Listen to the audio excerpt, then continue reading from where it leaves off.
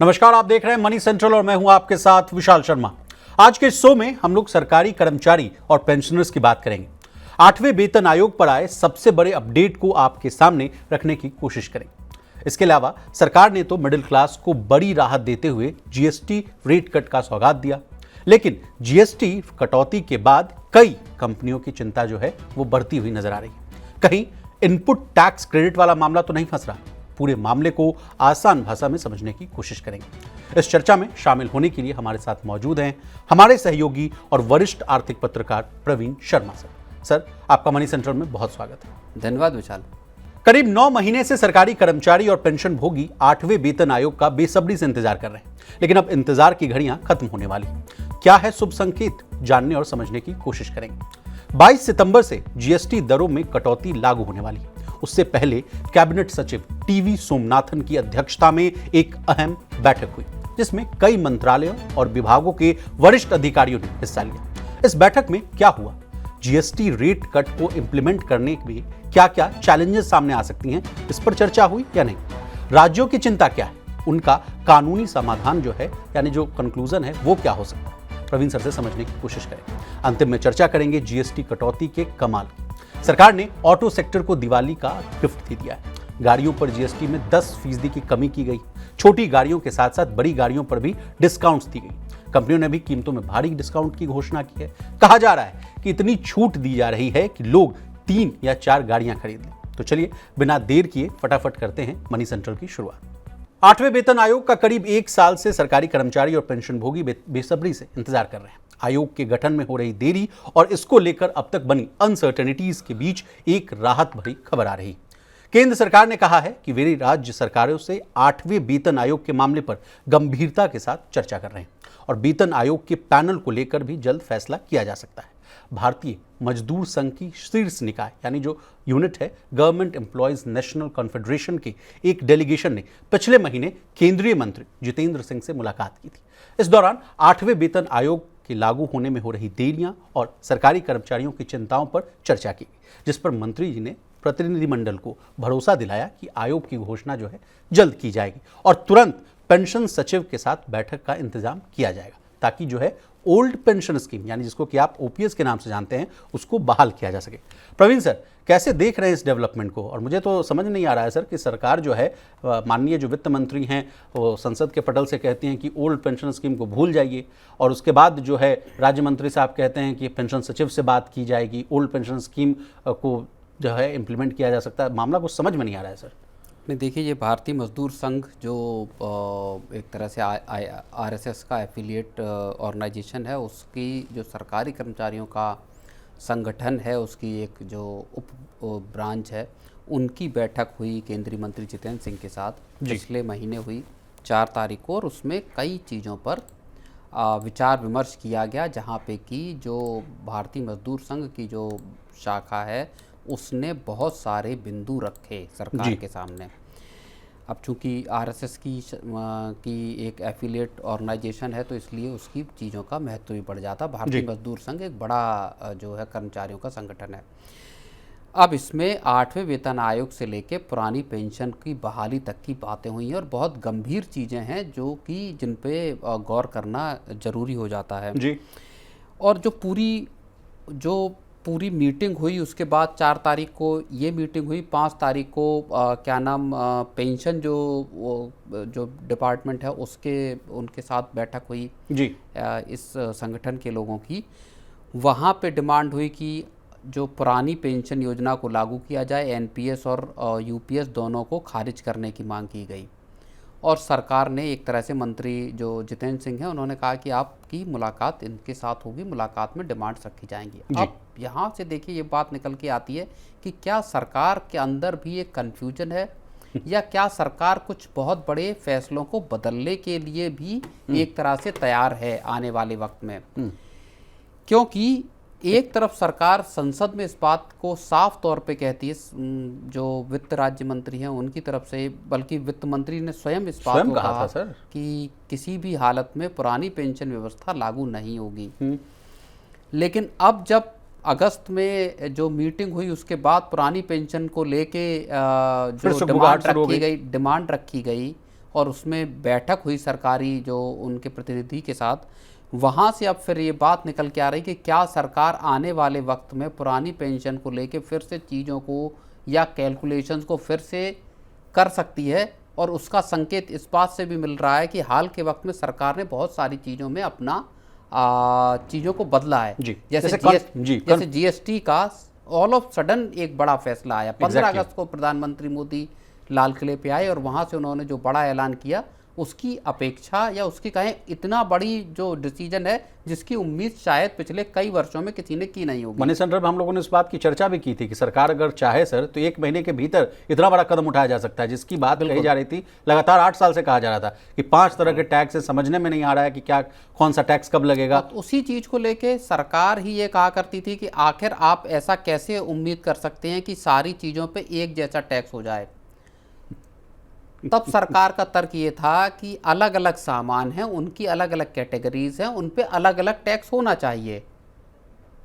लेकिन अचानक से सरकार ने कहा कि नहीं साहब, टैक्स ज़्यादा से ज़्यादा 2 ब्रैकेट में रखा जाएगा, एक स्पेशल कैटेगरी रहेगी जिसमें सिन गुड्स डाले जाएंगे, और सरकार ने फटाक से उसमें दो फाड़ कर। अब प्रवीण सर, आपने जो कन्फ्यूजन वाली जो बात कही सर, उसको मैं एकदम पकड़ लिया हूँ, उसको मैं आपसे समझना चाहूँगा। देखिए, आपने कहा कि ओल्ड पेंशन स्कीम को लेकर सरकार कंफ्यूजन में, उसी तरह एनपीएस यूपीएस को लेकर भी सरकार कंफ्यूजन में। कभी कह रही है कि एनपीएस यूपीएस में स्विच करना है, फिर नंबर जब खराब आ जा रहे हैं तो कह रहे हैं कि आपको एक बार का मौका दे रहे हैं, आप फिर से स्विच कर लीजिए इधर। इसी जो बात आप कह रहे हैं, ये भी एक बहुत बड़ा फैक्टर है या बहुत बड़ा इंडिकेटर है जो इस बात को बताता है कि सरकार शायद चीज़ों को अभी और ट्वीक कर सकती है, या इस पूरे जो पेंशन का जो पूरा माहौल है इसमें एक बड़ी चर्निंग अभी हम देख सकते हैं।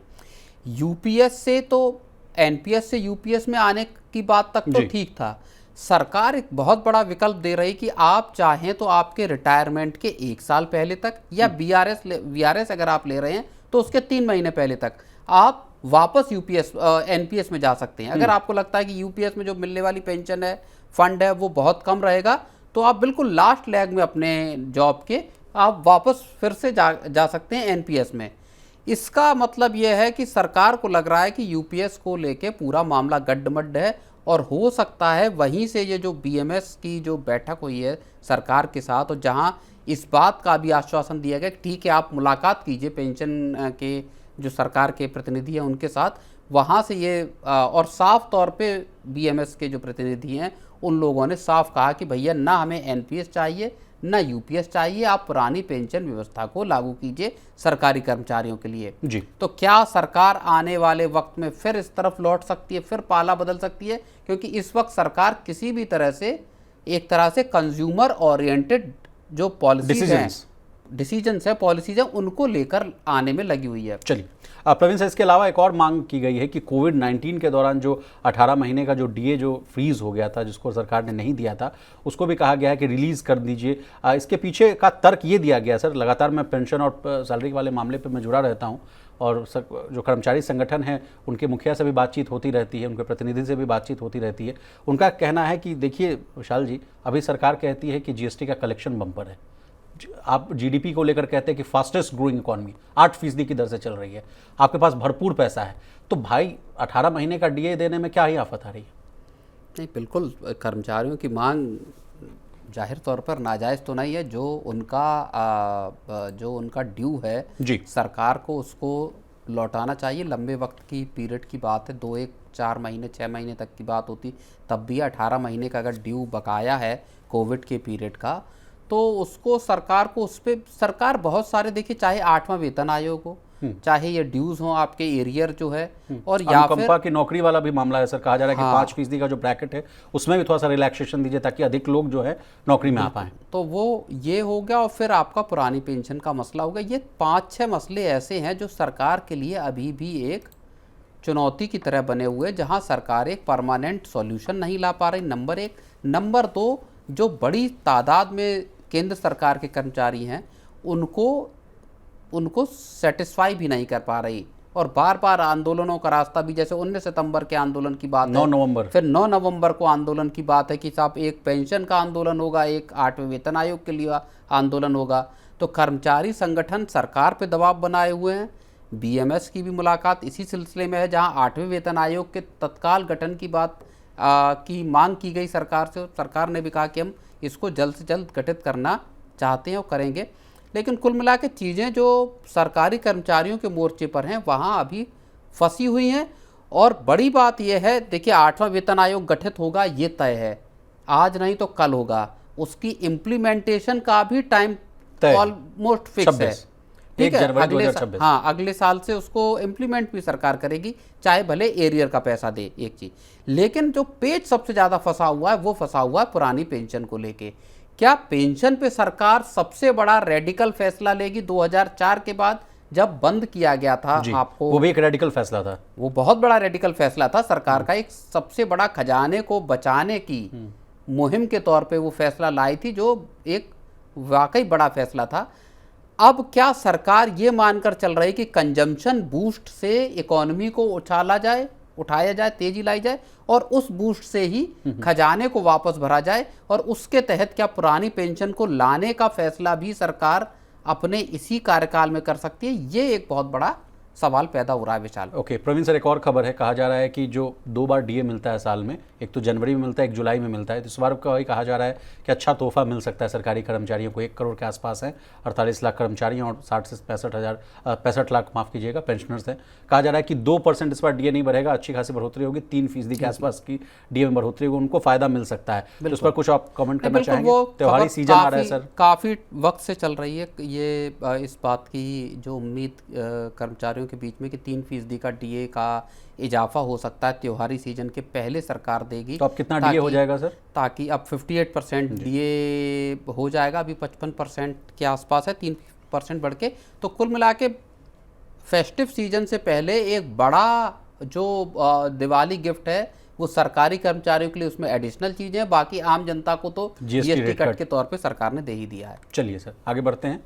22 सितंबर से जीएसटी दरों में कटौती जो है लागू होने वाली है। उससे पहले कैबिनेट सचिव टीवी सोमनाथन की अध्यक्षता में एक अहम बैठक हुई, जिसमें कई मंत्रालयों और विभागों के वरिष्ठ अधिकारियों ने हिस्सा लिया। इस बैठक में नई व्यवस्था को लागू करने से जुड़ी चैलेंजेस और उनके संभावित समाधान पर चर्चा हुई। प्रवीण सर, कहा जा रहा है कि जीएसटी रेट कट के बाद एफएमसीजी, दवाइयां और जो खाद्य पदार्थ हैं उन पर सिर्फ 5% जो है जीएसटी लगेगा, लेकिन इन्हीं प्रोडक्ट्स को बनाने में लगने वाली जैसे कई सर्विसेज हो गई सर और कई इनपुट्स पर कहा जा रहा है कि 18% जीएसटी देना होगा।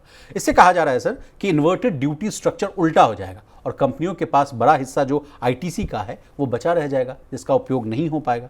प्रवीण सर, इससे तो मुझे जहां तक समझ है कि कंपनियों की जो वर्किंग कैपिटल है यानी जो कामकाजी पूंजी जो है वो फंस जाएगी और छोटे उद्योग यानी जो बिजनेसेस हैं उन पर खासा असर पड़ेगा सर। नहीं, बिल्कुल। इसको लेके सरकार, देखिए, एक तो पहली बात ये समझिए कि जीएसटी का जब से जो बैठक में फैसला हुआ था इसी 3 सितंबर को जी, देर रात की जो प्रेस कॉन्फ्रेंस हुई उसमें सरकार ने अपने फैसले बताए और 2 टैक्स के 2 स्ट्रक्चर कर दिए, एक 5% और एक 18%। उसमें कंज्यूमर्स के लिए तो बहुत बड़ी राहत लेके आई, लेकिन कंपनियां और दुकानदार, इनके लिए एक समस्या वहाँ पे चुनौती जी पैदा हो गई। उसमें एक कंपनसेशन सेस का मामला है, आईटीसी का मामला है, इनपुट टैक्स क्रेडिट का मामला है और इन्वर्टेड ड्यूटी का मामला है, जहाँ पे कि ऐसा लग रहा है, जो आपने बात बताई कि साहब आपने टैक्स आपको चुकाना 5%, लेकिन आपकी इनपुट कॉस्ट पड़ी 18%, और वो एक इन्वर्टेड ड्यूटी स्ट्रक्चर के पैदा होने का वहाँ पे खतरा हुआ जी। तो सरकार असल में अब इस पूरे मसले पर एक्शन में है। सरकार किसी भी तरह से एक ये जो मौका पैदा हुआ है, खासतौर पे बिल्कुल फेस्टिव सीजन के आप मौके पे खड़े हुए हैं, वहाँ पे जो पूरी कंपनियां हैं, जो डिस्ट्रीब्यूटर्स हैं, जो डीलर्स हैं, जो आम दुकानदार हैं, उनको किसी तरह की दिक्कत ना हो, इसलिए सरकार अब पूरी तरह से एक्शन में है।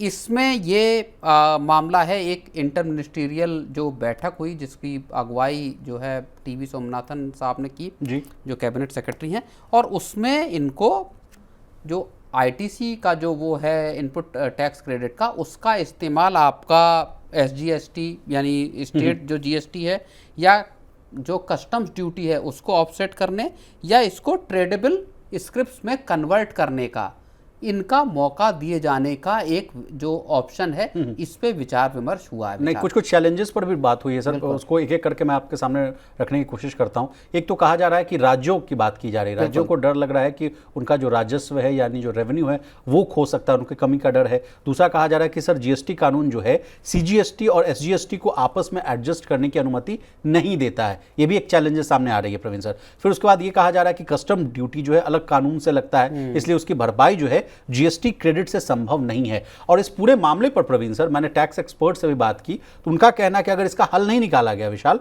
तो कहा जा रहा है कि जो टैक्स कटौती का जो लाभ है वो पास ऑन ही नहीं हो पाएगा आम मतलब रियल बेनिफिशियरीज तक। तो एक बड़ा चैलेंज है सर। जी बिल्कुल, ये जो मसले हैं सारे, जो कि जैसे कि ट्रेडेबल जो स्क्रिप्ट्स वाली बात है या कस्टम्स ड्यूटी में का अलग कानून है, ये वाला अलग कानून है, और राज्यों की जो फिक्र है कि उनको इस पूरी अगर इस तरह की इजाज़त दी जाती है तो उनको उनके खजाने को नुकसान पहुंच सकता है।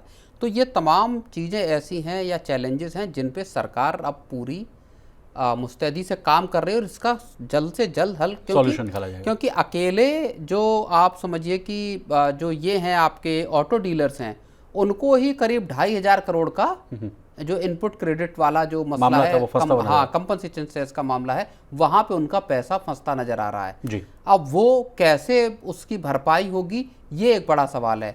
उसमें महिंद्रा ने एक पहल ये की है कि हम आपको इंसेंटिव देंगे, जिन जिन मतलब जो महिंद्रा के डीलर्स हैं उनको जो ये लॉस हो रहा है उसका इंसेंटिव के तौर पर महिंद्रा देना चाह रही है, कार कंपनियां ही देंगी। बिल्कुल, ओके, ये एक पहल की है महिंद्रा ने, और उम्मीद की जा रही है कि दूसरी कार कंपनियां भी अपने डीलर्स को इसी तरह की राहत देंगी ताकि उनके नुकसान की भरपाई की जा सके जी। लेकिन सरकार को भी अपने एंड पर, अब चूंकि इतनी बड़ी राहत आम लोगों को दी है तो कंपनियों का नुकसान ना हो, इस सब पूरी व्यवस्था को सरकार को अगले 10-12 दिन में इस सब का अरेंजमेंट या कहें कि समाधान निकालना पड़ेगा। प्रवीण सर, नुकसान की बात हो रही है तो जब भी कोई बड़ा कदम उठाया जाता है, जिसमें इतना बड़ा देश है सर, 140 करोड़ की आबादी है, कहा जाता है कि जब भी एक बड़ा स्टेप लिया जाता है तो अच्छा खासा उसका नुकसान भी झेलना पड़ता है। इस तरह से अब 8वें वेतन आयोग को भी लाने की बात कही जा रही, कहा जा रहा है उससे कि 2 से 2.5 लाख करोड़ के आसपास का बोझ पड़ेगा। जिस तरह इसको भी लागू की गई थी, इस पर भी एसबीआई जीएसटी रेट कट की मैं बात कर रहा हूँ सर, तो कहा गया इसको भी लागू करने पर एसबीआई रिसर्च की जो रिपोर्ट है, कहा गया 48,000 करोड़ के आसपास का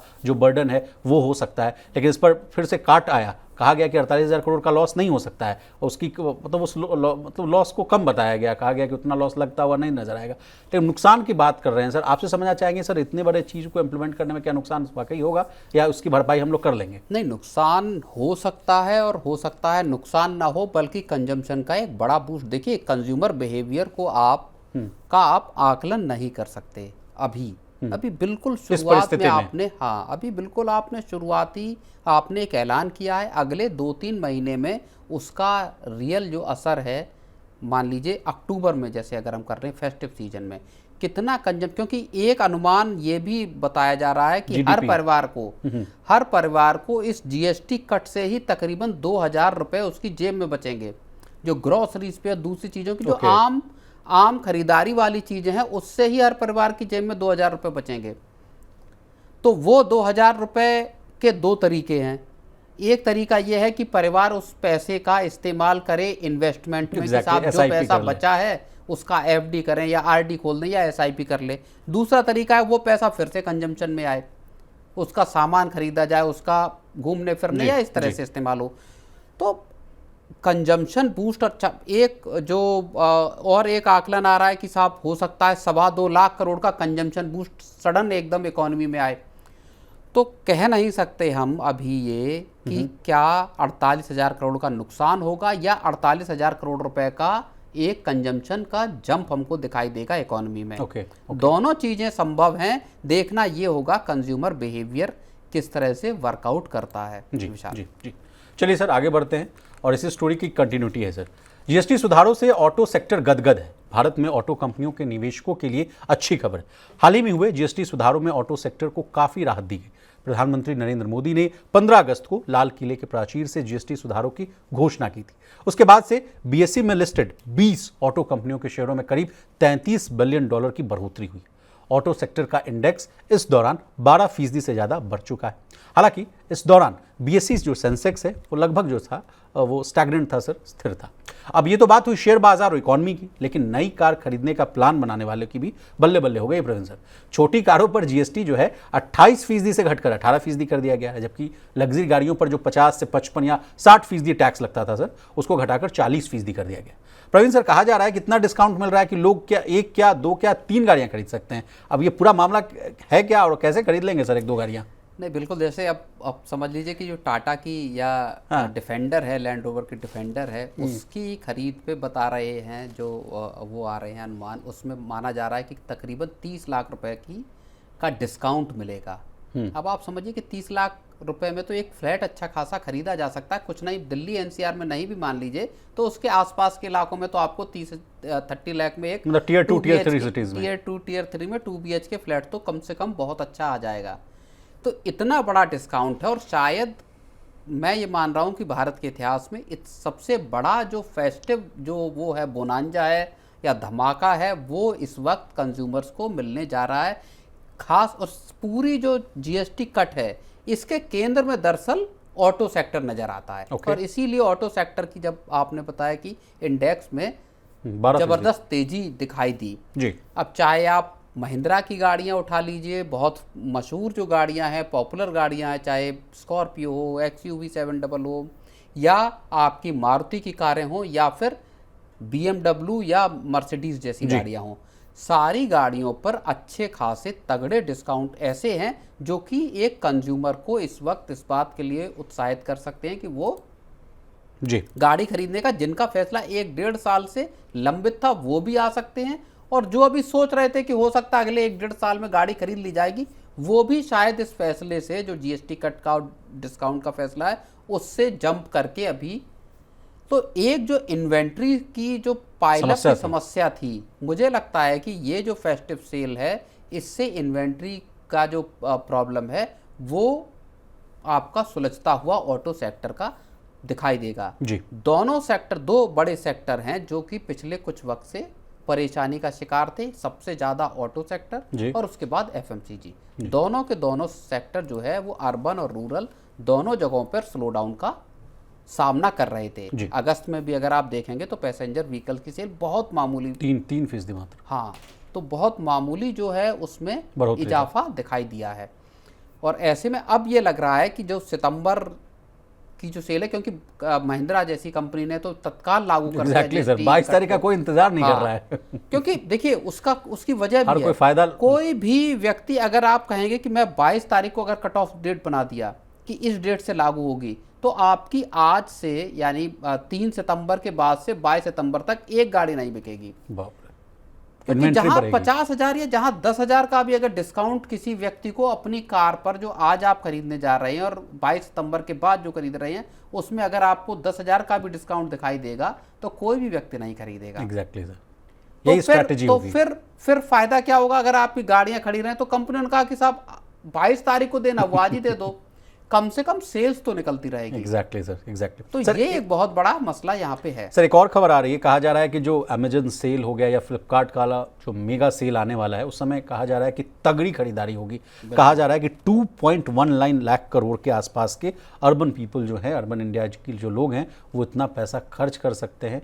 बहुत बड़ी खबर है सर। नहीं, बिल्कुल, लोग कमर कस के बैठे हुए, ऐसा आप मान के चलिए। सारी खरीदारी अब 22-23 तारीख या उसके बाद जो ये बिग बिलियन सेल या अमेजन की जो भी सेल आएंगी, इनको लेके आप लोग, क्योंकि देखिए जनता का या कंज्यूमर की जो बिहेवियर है वो अब इस बात पे टिका हुआ कि जीएसटी कट तो मिल ही रहा है, जब सेल आएगी तो एडिशनल डिस्काउंट मिलेंगे, और उसको अगर आप क्लब कर देंगे तो एक बड़ा डिस्काउंट अब आपको किसी भी परचेज पर मिलने वाला है जी। तो ऐसे वक्त पर आप ये मानिए कि जो प्री प्लान्ड बाइंग है कि आप 6 महीने से इंतजार कर रहे थे कि मुझे एक लैपटॉप लेना है और मैं उसको खरीदूंगा बिग बिलियन सेल में, मतलब इस बार की जो धनतेरस है तो सर, एक तो वो खरीदारी हो गई। दूसरा ये कि अब आपको जरूरत नहीं भी थी तो वो इम्पल्सिव बाइंग अब आपको वहां पे होती हुई दिखाई देगी, और वो एक मैसिव, और इसी वजह से कंपनियों को, जो चाहे अमेजन हो या फ्लिपकार्ट हो या फोन्स को लेकर भी आप एक हाँ, या जो वेयर हाउसेज हों, पूरा का पूरा इनको गियर अप करना पड़ रहा है कि जो फेस्टिव डिमांड आएगी उसको हम कैटर कैसे करेंगे, उसका हम सामान लोगों तक पहुंचाएंगे। एक सवाल सर, गियर अप करना पड़ रहा है तो क्या आप जो कंपनियां हैं ई कॉमर्स को लेकर, बहुत मैं स्टोरीज कर चुका हूं, मनी सेंटर में हम लोग बात करते रहते थे, कहा जाता था कि कैश बर्न करना पड़ता है इन कंपनियों को, तो अब क्या उनसे छुटकारा मिल जाएगा? नहीं, कैश बर्न से छुटकारा मिलेगा कि नहीं ये नहीं कहा जा सकता है, क्योंकि हर कंपनी फिर वही कट थ्रोट कंपटीशन है। चाहे आपकी 10 मिनट की डिलीवरी हो, चाहे आपकी अमेजोन और फ्लिपकार्ट की नॉर्मल जो पूरा ई कॉमर्स का बिजनेस है। देखिए कट थ्रोट जो कंपटीशन है वो लगातार बना हुआ है।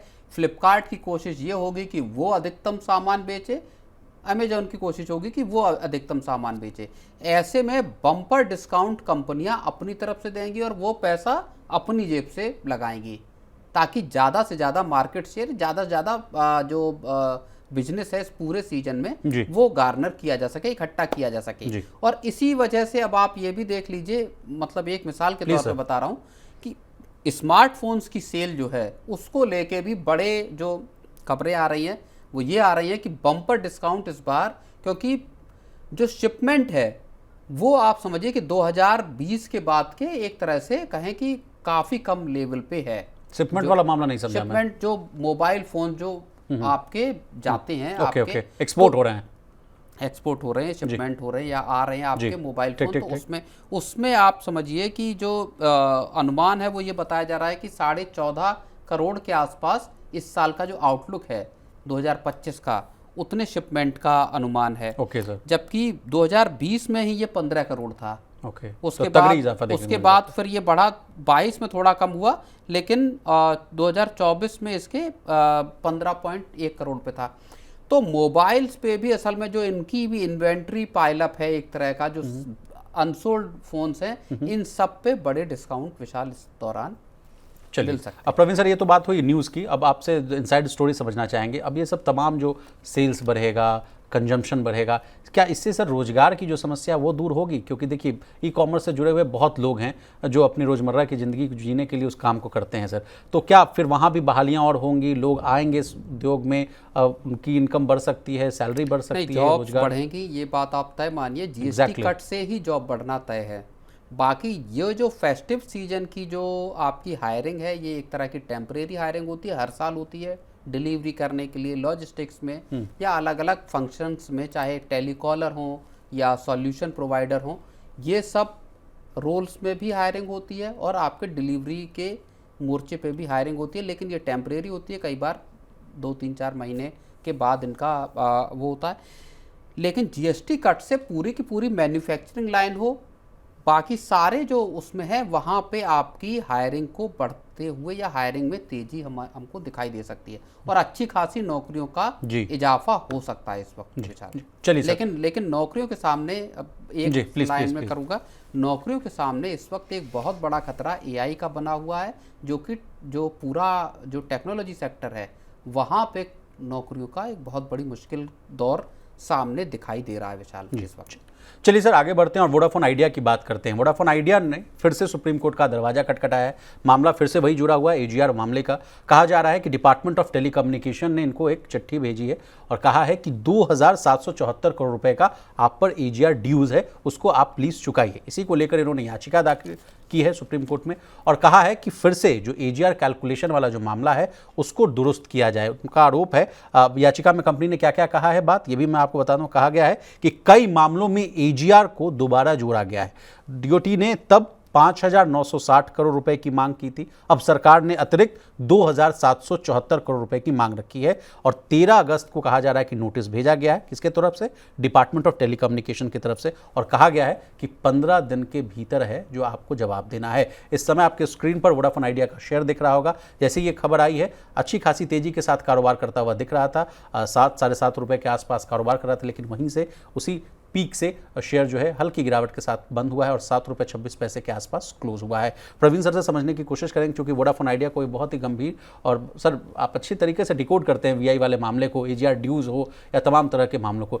अब फिर से सर सुप्रीम कोर्ट का रुख करना, और क्या है ये पूरा मामला? नहीं, देखिए डीओटी की जो टैक्स डिमांड आ गई है कंपनी के सामने all of sudden 2017 FY 2027 sorry FY 17 के तक के लिए 2774 करोड़ रुपए की। जी।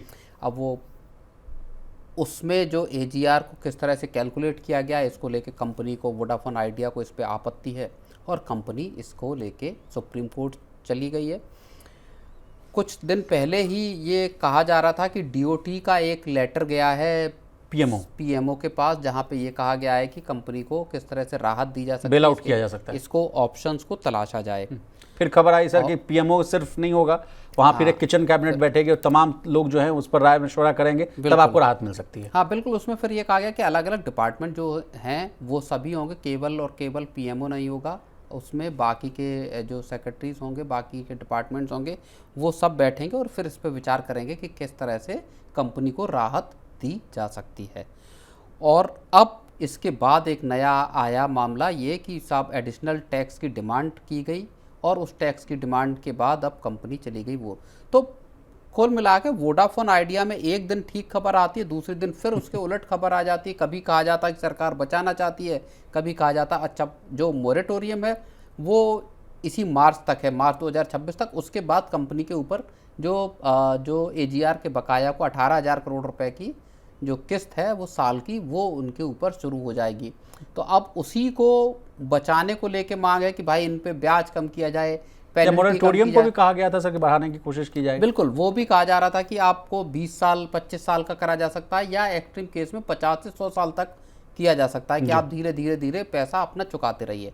अब जो एडिशनल डिमांड आ गई है अचानक से, तो सरकार को भी दरअसल इस पूरे टैक्स डिमांड को लेके, AGR को लेके, क्योंकि AGR कैलकुलेशन का मामला लंबे वक्त तक सुप्रीम कोर्ट में रहा जी। और उसमें सुप्रीम कोर्ट ने जो DOT था उसका जो कैलकुलेशन का तरीका था उसको सही पाया था। उसको लेके सभी कंपनियां सुप्रीम कोर्ट में थी, चाहे एयरटेल हो या वोडाफोन आइडिया हो। अब उसी कैलकुलेशन को लेके एक बार फिर से कंपनी पहुंची कि साहब जिस तरह से आप कैलकुलेशन कर रहे हैं जिसमें डुप्लिसिटी है, मान लीजिए अलग अलग जो हेड्स हैं जिनको दोबारा दाखिल किया गया है, वहाँ पे जाके अब फिर से बवाल एक तरह का वोडाफोन आइडिया के सामने, मतलब एक चुनौती खत्म नहीं होती तब तक दूसरी चुनौती पैदा कंपनी के लिए चुनौती भी तो बड़ी है सर। कंपनी पर 2 लाख करोड़ के आसपास का कर्ज ऑलरेडी है। अगर मैं देख पा रहा हूं सर तो स्पेक्ट्रम, सरकार का जो स्पेक्ट्रम बकाया वही 1.19 लाख करोड़ के आसपास है। उस पर अगर आप AGR ड्यूज जोड़ दीजिए 83,400 करोड़ वो है, पूरा समराइज कीजिए तो 2 लाख करोड़ का तो कर्ज है। उसके ऊपर फिर एक चिट्ठी आ जाना कि 2700 करोड़ रुपये और दीजिए, तो भाई कम। सरकार बीच में 1-2 बार इस बात का जिक्र कर चुकी है सरकार की तरफ से कि साहब अब हमने जितनी जो स्टेक खरीद लिया था इसी साल फरवरी में, बोले कि वो फाइनल था। अब 49% स्टेक के साथ सरकार सबसे बड़ी स्टेक होल्डर है। सरकार का कहना है कि अब ना तो हम और स्टेक खरीदेंगे और ना ही इसके आगे अब कोई रियायत देने का मन है, ऐसा अलग अलग दफ़ा सरकार के तरफ से कहा गया। फिर आता है कि साहब हम इसको बचाना भी चाहती सरकार, ये भी नहीं चाहती कंपनी बंद हो जाए, क्योंकि खुद सरकार का ही 2 लाख करोड़ भी अगर आप मान लीजिए तब भी बड़ा पैसा सरकार का फंसा हुआ है। कंपनी के बंद होने पे तो कंपनी तो कह रही है कि अगले साल के बाद हमारे पास ऑपरेशन चलाने के लिए पैसा नहीं है जी। तो आप अगर राहत दे दीजिए तो ठीक है, नहीं तो फिर धंधा तो बंद होना ही है। तो ऐसी मुश्किल में सरकार अगर मान लीजिए 7500 करोड़ रुपए का या 2774 करोड़ रुपए की एक और डिमांड आप डाल दीजिए और फिर ये एक्सपेक्ट कीजिए कंपनी देगी कहाँ से। कंपनी कह चुकी है हमारे पास पैसा नहीं है, आप जो आपका पिछला बकाया उसी को कंपनी देने से मना कर रही कि ये सब आप वापस ले लो, मेरी देने की हैसियत है नहीं।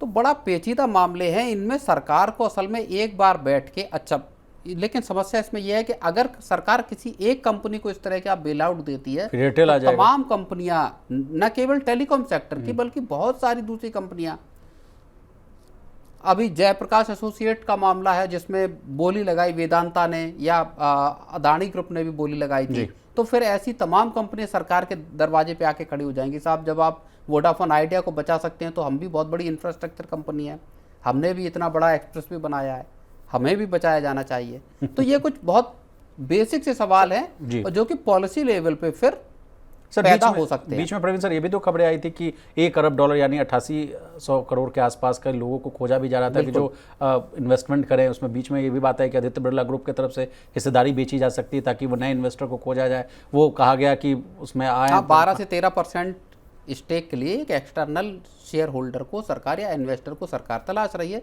ये खबर आई जो कि लगभग $1 बिलियन वहाँ पे कंपनी में लगा सकें। लेकिन $1 बिलियन का मतलब हुआ 88-89 10,000 करोड़ भी मानिए ना भाई। हाँ, 10,000 करोड़। अब आप 2700 करोड़ की तो आपने डिमांड रेज कर दी, सरकार की तरफ से डिमांड रेज। या तो कंपनी को अपने ऑपरेशंस उसके स्टेबल हो जाए तब तक आप वेट करें सरकार के लिए। जी, मेरी समझ में जो बात आती है कि आप एक बार कंपनी से कस्टमर छोड़ के जा रहे हैं, भले रफ्तार कम हुई है लेकिन अभी भी सिलसिला जारी है। अभी नेट एडिशन कंपनी को लंबे वक्त से नहीं दिखाई दिए, जहां पे कि एक क्वार्टर में कंपनी के पास नए ग्राहक आए। 37 लाख से गिरकर 5 लाख आया है सर। तो अब या तो आप उसके ऑपरेशंस को स्टेबलाइज हो जाने दें, एक बार ग्राहक आने लगे, एक बार कंपनी का कामकाज पटरी पे लौट आए, उसके बाद सरकार अपनी डिमांड को रेज करे कि अब आप पैसा देने की शुरुआत कीजिए। अगर आप बचाना चाहते हैं, अगर डुबाना चाहते हैं, then that is a very different thing. चलिए, बहुत शुक्रिया प्रवीण सर, आपने अपना कीमती समय निकाला, तमाम विषय को बहुत ही आसान भाषा में विस्तार से समझाने की कोशिश की। तो आज के मनी सेंट्रल में बस इतना ही। इसी तरह देश, दुनिया और बिजनेस जगत से जुड़ी तमाम ताज़ा तरीन खबरों के लिए बने रहिए हमारे साथ और देखते रहिए मनी 9।